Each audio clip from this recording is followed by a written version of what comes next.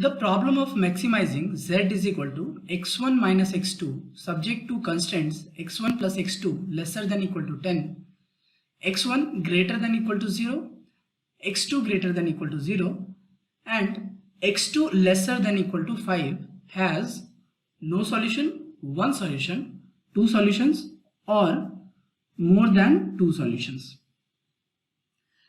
Now we need to maximize this function z is equal to x1 minus x2. Okay, so let's plot this on the graph sheet.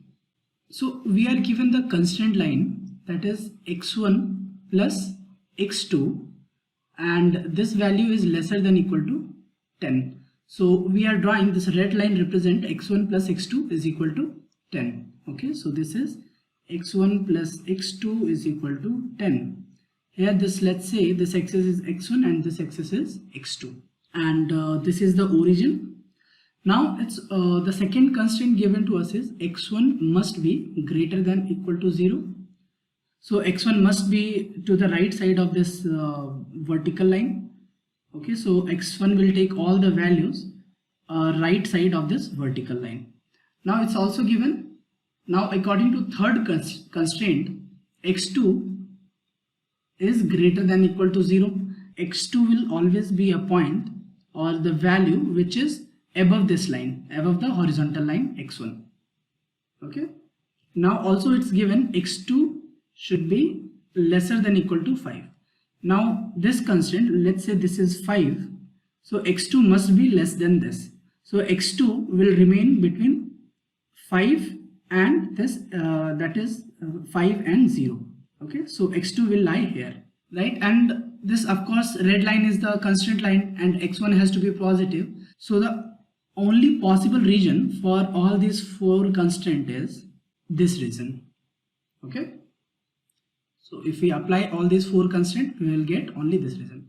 Now let's take a look at the endpoints of this region. So let's say this region is bounded between point O, let's say this origin is O, point A, point B and point C. These are the endpoints of, or the, what I can say this as corner points of this region, right?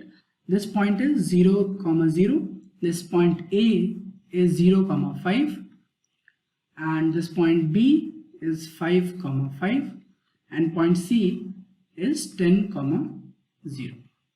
Okay, now what we need to do here is we need to maximize this z is equal to x1 minus x2.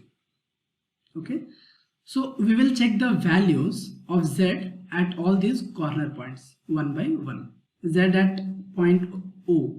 Okay, so this will be z 0, 0, that means x1 x2 both are 0, so this value will be equal to 0.